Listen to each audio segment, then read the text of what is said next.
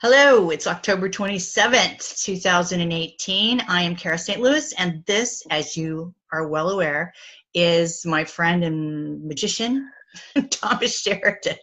We are just before Samhain, and I actually am really quite happy that we're doing this right now. I asked Thomas if he wouldn't mind doing it somewhat close to what the rest of the world calls Halloween. And there's a reason for that. These pagan holidays mean a lot to both of us. He's flat in the middle of Ireland, so he's saturated in this magic all the time. I, on the other hand, am in the United States of America, and so it's a bit harder to scrape that up, but it's still there. It's absolutely Well, still everywhere, there. yeah. Absolutely it is. And Thomas said to me last time, look, we'll talk about Corsica next time we come back, which is great.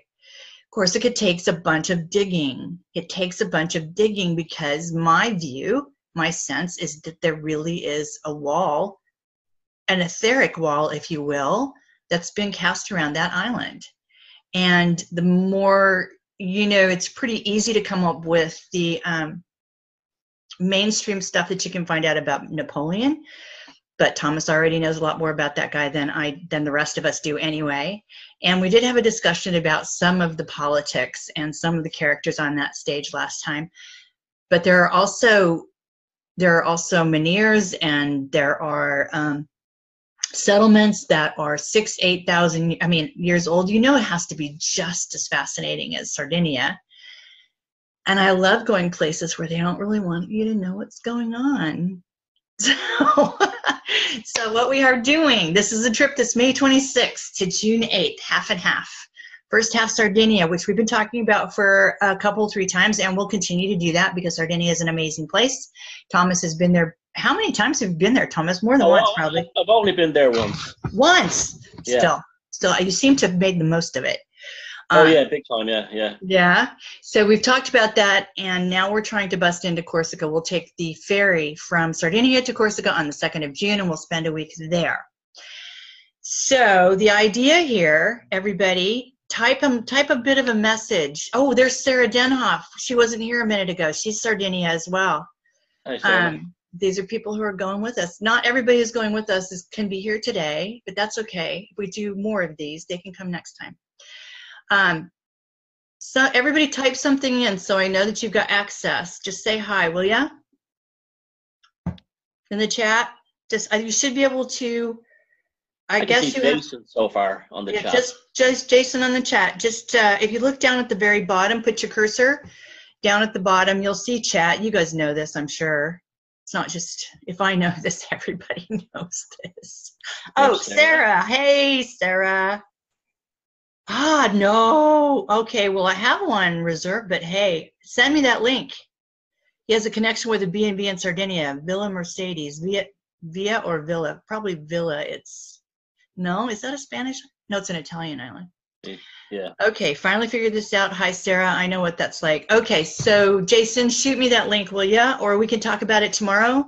We have a standing Sunday discussion date about the workshop. So, Thomas, what do you know about Corsica, my friend? Well, wait to hear this. I did my homework very well. I went out and located a Corsican. No! In Dublin. No, I live in Sligo on the west coast. Right, and, you do. And yeah. I found a French lady I know from a Parisian, and I said, "You know anyone from Corsica?" And she goes, "Yes, I do." Yeah. Oh. And she brought it in we met in a cafe and had a chat. And I said to her, very nice lady, she's been living here for years, married to an Irishman. And I said to her, "What's the story with Corsica? Why are you so difficult to why is there so little about you out there?" And she goes, well, what I got was really interesting. She said that Corsicans have been treated really badly by the French. And as a result, they're kind of like Mediterranean hillbillies. They've locked themselves behind their own culture. Mm-hmm. They've been treated very badly. They've basically been colonized by France. They used to be an independent country, and although it's things they are very resentful about, like in World War I, they lost more Corsican men died than any French troops from the mainland. and they feel a resentment that they were used as cannon fodder in the trenches in World Oh, War there you One. go, man. And doesn't that Yeah, smack of Napoleonic? I just mean, doesn't using, that feel like? just being used. Yeah. And Mm-hmm. so as a result, they keep their culture tight. They keep themselves tight. She says they're actually quite laid back, but they're kind of quiet. They're not gregarious, or they're not outgoing. Yeah. And then I told her your theory about Sardinia being a female island, and Corsica being male. And she says, yeah, there's a lot of truth to that. She goes, there's a lot of machismo kind of thing with Corsican men. She said it's very sort of like a masculine thing, a lot of military service, a lot of that kind of thing. You know, that's all about. Yeah. And she says that was the thing. So she said that it's like a very easy place to get around, very accessible. It's probably even more accessible and modernized than Sardinia. Isn't that So it's interesting? yeah. So the funny, she says, it's just the way they are. It's just there. She goes, it's, you know, she says it's like the island is like one giant village, and they keep to themselves, and they, you know, she says it's actually it's more laid back than you realize. Then when you get there, you'll see it's quite laid back and easy going. Now, this whole thing about the you know, you really got my head going with this whole thing. The Sardinia is female and Corsica is male, because Yeah. there's something also interesting we spoke. Remember I was telling you last time that they found that like a common gene in Irish people was Sardinian. Yeah. Well, Sardinians are the only indigenous European population left. It's not Indo-European. So Really? they are directly related to the people who built Newgrange and Stonehenge, and some of the Basques as well. And that's how they got to Ireland, by the Basques in Spain. The Basques are fascinating too. But they're pure. The Yeah. Sardinians. Sardinia is the last place in Europe that contains the indigenous Europeans. Remember, the rest was the Celts, the Norse, and all this. We are all Indo-Europeans. We came from the east. So that's interesting. There's a woman who's she's a professor in I think in Heidelberg in Germany, who claims that, now this is it's uncanny. You almost predicted this to be true. She said that now it could be just romance, but it's still worth speculating, that the indigenous Europeans were a matriarchal society. And the fact that they built all these passage mounds proves it. Yeah. And there's almost no history of war, by the way, which is weird too. It is. Yeah, there was almost no history of war, and there was a huge development over a long period of time, because you would have to have that to build all these like monuments everywhere. And then the Indo-Europeans came along. Indo-European was warlike and masculine. Now, there's no trace of them left in Corsica, even though the two islands are next to each other. So your theory was bang on the money. Absolutely interesting, isn't it? Now, yeah. So and this explains why the megaliths in Sardinia are so similar to the ones in Spain, Portugal, Spain, and Ireland and England. So when people are going to Sardinia, what you have to remember is you're going to see the indigenous European land. Now, there's a lexicon there, and I think what we're going to get between the two islands is a phenomenal contrast. You're going to learn things, you know, like when you go from one place to one country to another. We're going to learn things about Europe, Western people, megaliths, ancient history, and so on. And the contrast of the two islands will be almost psychedelic in how, because they're so different, and yet they're very, very close, and they're even more different than Britain and Ireland culturally and everything. But yet they're very close. Also, they almost touch. Yeah, exactly. I mean, they're only like 20 miles apart or something at one point. Yeah. Vastly different. Even their megalithic culture is not the same. It's a whole different school. From the same period, by the way, I might add, from the Neolithic. Now, there's another thing too as well about this. It makes it so interesting.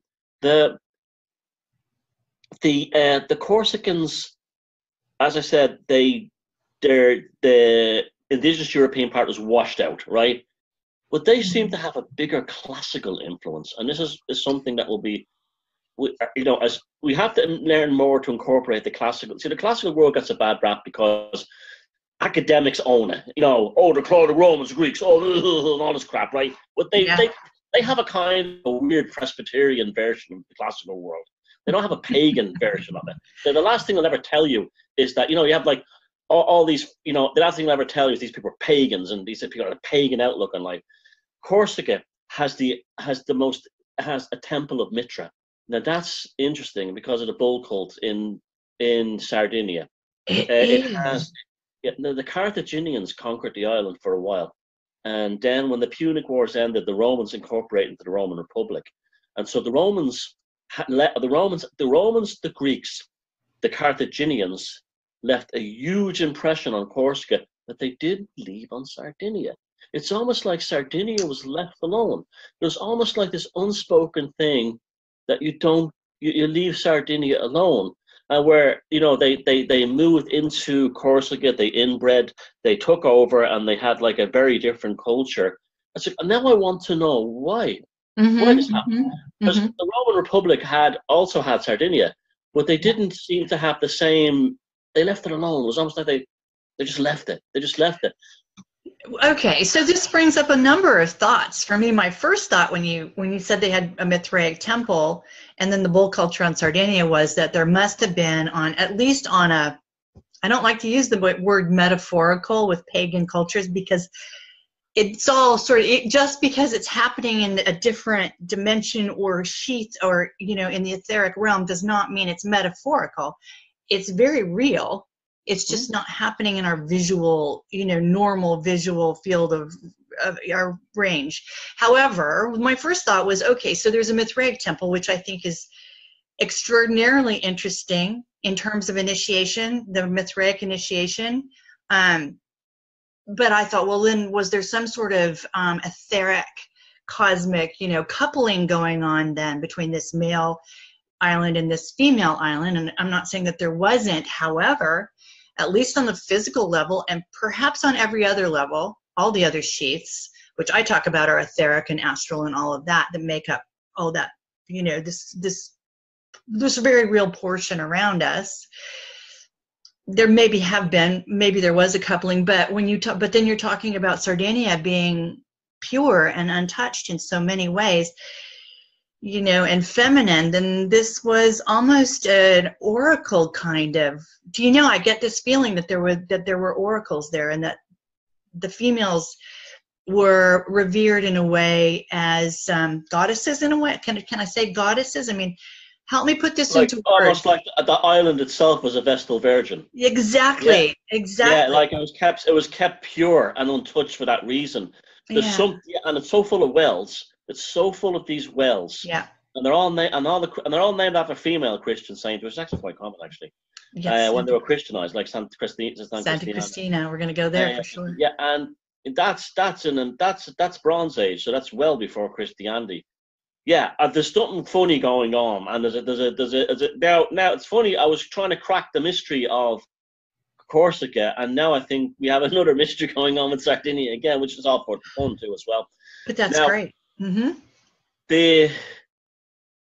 It's like, okay, why did the classical world leave it alone? There has to be a reason for this. It's not, they said the ancient Sardinian people were difficult to control. That's a classic kind of thing, isn't it? Pagan people. With Corsica and the Mithra cult, you have to remember, Mithra is not pagan, really. It was a monotheistic religion because Mithra was the one god. And if Mithraism didn't happen, Christianity probably would have never made it into Europe because it sort of had already set up and also you find in pagan cultures like in Ireland, it was moving towards the end, one god, the Cloncuruch, so there's something was happening in human development where they were moving towards this idea of one god. And then, the Jews came in from the Middle East, and that's how we became Christians, basically. So it's I think, I know it sounds weird, but I think that there was what we call Freemasons today have always existed in some form in the upper echelons. And I think in the classical world, they still had this idea of the male and the female, and the idea like you get today in esoteric circles, so the two must be sanctified and protected, and that's why they had vestal virgins, really. And so therefore, what you have is you have an oracle. You might be right about that, because the idea of the oracle at Delphi was it was a virgin woman. Exactly. So the whole. So is it the Delphi of the West? Yeah. See, this is why I love talking to Thomas, because when you're really comfortable just saying stuff, expressing intuitions, you really get someplace. You really get someplace if you're bouncing off somebody who's willing to do that with you. So, also, I don't claim to be an expert or the ultimate authority, and I'm always looking. I'll talk to anybody, because all the stuff I've gained over the years has been honest, just like the thing you said, it's been female. It's having, I mean, look at the tangent that's spinned off. Yeah. So this is the magic of, this is why we do what we do, and this is why we're involved in what we do. Yeah, it's a real buzzy feeling. It's great. It's really good stuff. Yeah, it's like, and you know something, because, and it's, you don't have to be an academic to do it, because they don't know shit either. Nope, they know less than shit. They're flying blind as well. They're flying blind as well. Right. When they look at a hole in the ground, they know as much as we do. That's right. So therefore, it's a blank canvas. Anyone can put the story on. And I find, like, well, in my personal experience from writing the Druid Code, is that metaphor and folklore and mythology is the answer to all this stuff. Now, here's another one, Sardinia. Paganism never ended there. It's still practiced. Yeah. See, you said in the 1950s, there was in the 1950s, one of the bishops there was, and this is the 50s now, went on a big rant about people in the countryside still practicing paganism. So it's the same as Karelia up in Russia, or Lithuania. It's one of these places the old ways survived, and not just underground, but still was practiced. The double fate thing. So even though people were going to San Christina, well, they were still probably in a kind of a paganistic, if that's such a word, a paganesque kind of mindset. I like paganesque. That's pretty. That's beautiful. Yeah, I like that. Absolutely. As soon as you told me that you had run afoul of someone still practicing the bull rites, I knew we had an active pagan culture, which is fantastic, which is absolutely fantastic. The only thing about, and Thomas knows this, the only thing about going into an area like that is that you have to be aware. The same thing that I always say about fairy lines, if you want to call them that. I don't call them that, but these channels of electromagnetic power, you cross them in some way, we don't understand that power anymore, and so it affects us in ways that frighten us. Yeah, so, and a lot of it has to do with environmental things because of all the electromagnetic pollution in the air. But like years ago, people took these things for granted, and they knew that there was fairy paths, which are probably what they call ley lines. They just go. That's why I'm kind of suspicious of ley lines things, because they say they go straight everywhere. That to me is Masonic thinking. I think they flow like rivers. Yeah, they do flow like rivers. They flow, and they have tributaries, and they have estuaries, and I think that's what the fairy paths were. I think they flow. And I think when you go to places in the interior of Sardinia where you don't have as much electromagnetic pollution, you do feel these things more strongly. You really do. Thomas, do you remember, there's probably not a lot of light pollution on either one of those islands. What was the sky like? Do you remember at night?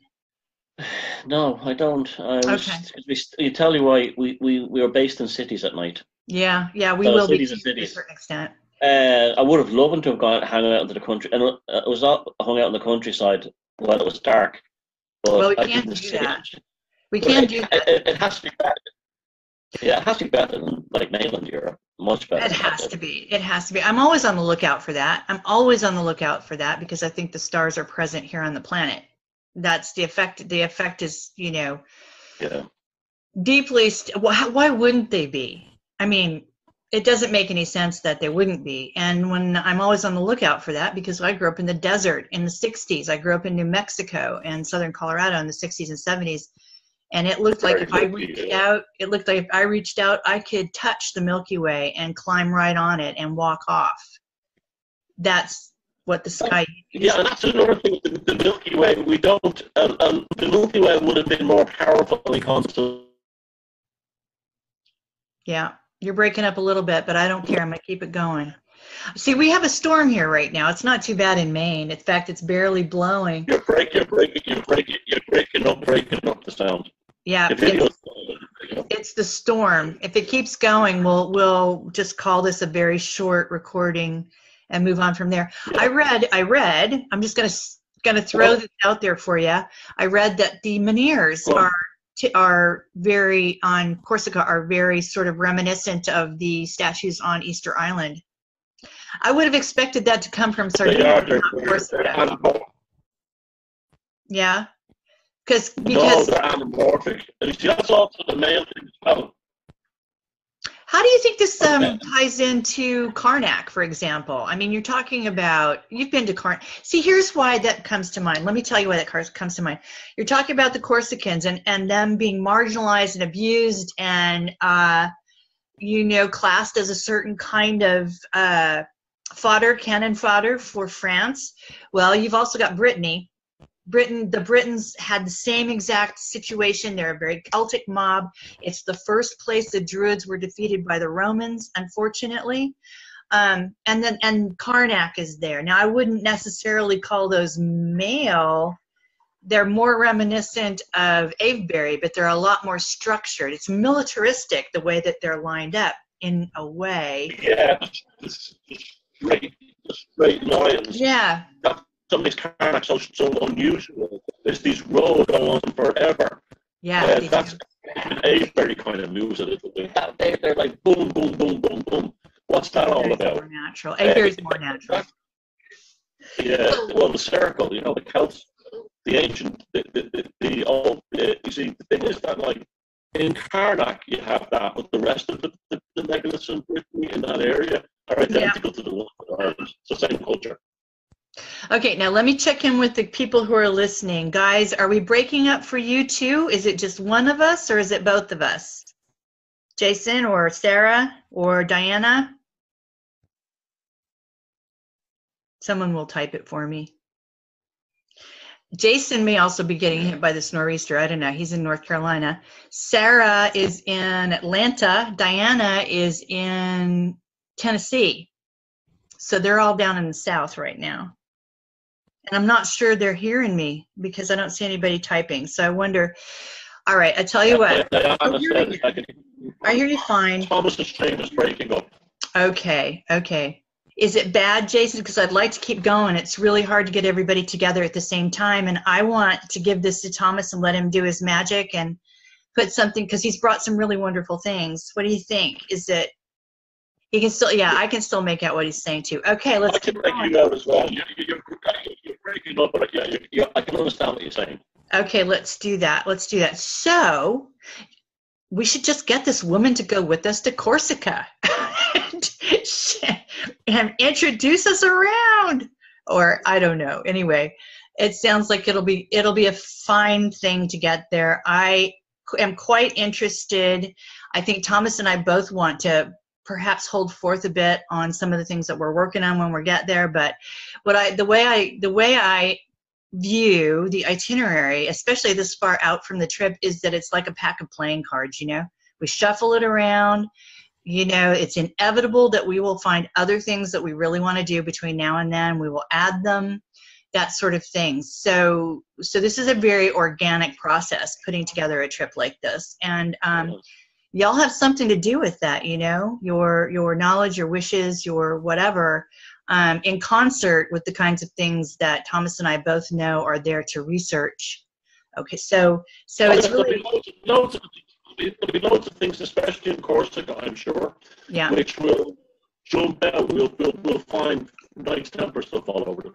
There's a reason why they take one. Yeah, I'm super interested, by the way, in delving into in delving into a more organic and ancient root for masonry, which you have a lot of knowledge about. And I think when we get to Corsica, probably not so much Sardinia, but when we get to Corsica, you're going to spot some things that will allow us to go down a few levels, I hope. I'm super interested in the connection between, or the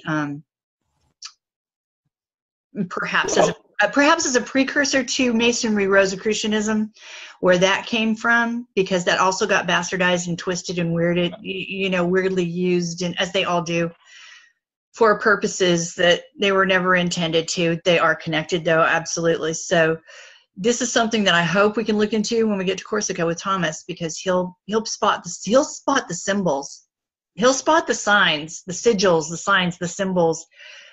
We may see some sigils on Sardinia that most people don't see. We can look for the oak leaf. The oak leaf is a big giveaway as well, because or the Thomas Paine, the guy who, the American philosopher in this guy's department, he wrote a fantastic history of Freemasonry, and he said that the Druids became the Freemasons. And I just got chills. I just got something right in the solar plexus. Well, we can talk, but we have better audio sometime. We can talk about this, but this is absolutely very easy to confirm. Okay. When the Druids continued to practice in Ireland until the 1600s, they were called the Fila. They were not allowed to practice religion, but they could practice all the other aspects of Druidism, or Druidry, sorry. And the last of the Gaelic kingdoms fell in 1610 or 1608, whatever it was. I got to think of the flight of the Earls, where the last of the Gaelic kings went to Europe, Spain, France, and Italy, and they took with them the last of the Fila. And that's when Freemasonry began in Europe, because they all became Freemasons. They opened up these Freemasonic schools.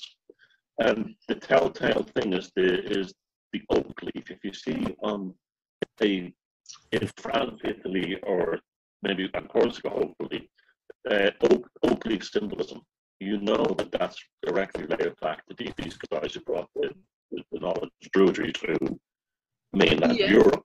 Yeah. There's amazing stories to do with that. There's one incredible story of the Philid having a treasure, and it was supposed to be the Pope in Rome demanded it. And this is interesting. We could be talking about the Druid dynamic, and it was lost. It was lost at the Devil's Bridge. The Devil's Bridge on the Gotthard Pass in Switzerland. Apparently, the Philid Druids threw it off, so the Pope haven't, and it's still down there to this day.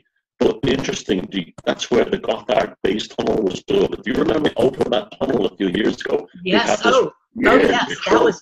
That was the creepiest thing. That's where it happened. That's where the Druids threw the treasure. Are you serious? Because see, that's something we could also pick up at the Untersberg too. I bet that connects right.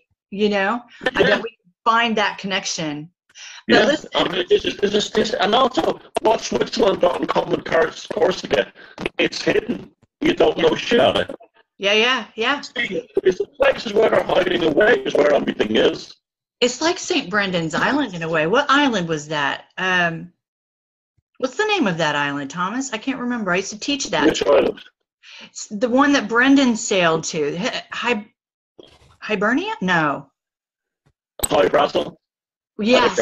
High Brasil. Yeah.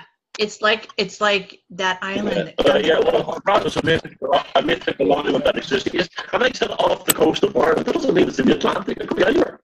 There you go. It could be anywhere. Indeed, that was peculiar. That was prior to even St. Brendan. That was mythical island way back. Yeah, I know, but that's how it's. So we make this assumption it's in the Atlantic. It could be anywhere, But yeah, I like all the mysteries are held in the places that are hidden. It's awesome.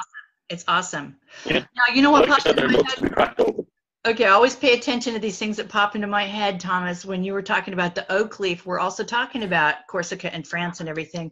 My last name is St. Louis, so the fleur-de-lis always comes. How does the fleur-de-lis connect? Because it must, because it popped right into my head. From what I know about the fleur de lis, it goes directly back to the Middle East. It goes back to, well, according to, like, you know, all the books that came out in the 80s and 90s, like the Holy Blood, Holy Grail, and all these the Templar mysteries and the Cathar mysteries and all this. It goes right back to the Middle East. But hey, the fleur de lis is on this ancient temple in India. I mean, and it's not even something that looks like the fleur de lis. It is the fleur de lis on this like 5,000-year-old temple in India. So again, who's calling the shots here? Who's running who? Yeah, interesting. And you're also talking about Indo-Europeans and pure Europeans here. Fleur de lis versus the oak. Druids versus, I mean, it's just amazing. I think it's going to be the best time. Before we lose your audio, though, okay, first of all, it's two things. First of all, I am going to ask Thomas when he comes back next time, let's do this Druid thing. Let's do this Druid to Masonry to whatever, if you're agreeable to doing that. When I can get some of his time. You guys can, anybody can, well, anybody is, we invite people to this. We can't just turn it open to the public because it's a Zoom event, which means it's recorded and it's not live. It's not a live stream kind of thing. So before we lose Thomas's video or audio anymore, do you have questions for him? Now's the time, or anybody, now's the time. And by the way, I did say Sarah was in Atlanta, but actually she's in Michigan. I forgot. She's in Michigan. So we'll wait. Anyway, the Menieres, and I've said this to you before. I don't know if it's time to register this. We're waiting for you guys to ask questions. Ignore the fact that I'm talking, guys. But I have followed the career of a fellow called Marco Pogachnik, and he practices lithopuncture, which is like acupuncture for the earth. So whenever I see these dolmens or these Menieres or these standing stones, and they're not naturally scattered, as a pagan would do for power purposes, when they're lined up like Karnak, I often wonder if this wasn't some sort of ancient tuning of the frequency of the planet, or some healing of the frequency of the planet. Karnak has always struck me as, huh? For agriculture.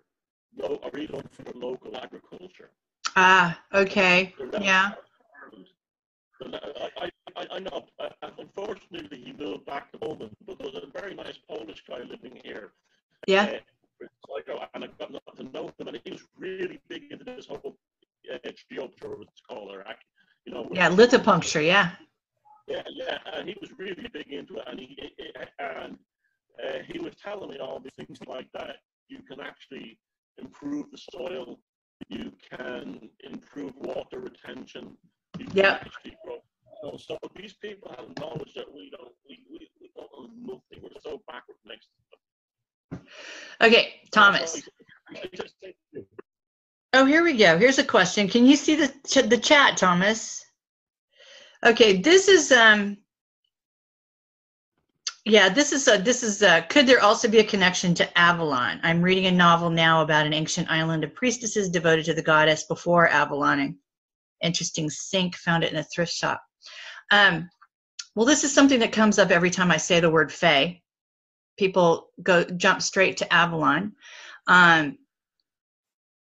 I mean, for me, and Thomas is going to have something to say about this, I'm sure, but for me, Avalon is just another name for something that we're already talking about. You know, this is what happened as we went through the epochs, the decade, the centuries, the millennia. A same thing got a different name.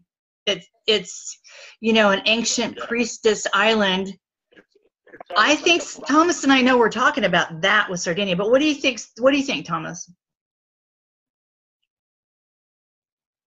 Avalon, what do you think? What Sarah is saying there about an ancient island of priestesses devoted to the goddess. Well, that's Ireland, because Ireland's named the goddess Era, so the country's a goddess, and all our rivers are all like, you know, the Boyne, the Shannon, they're all named after female goddesses.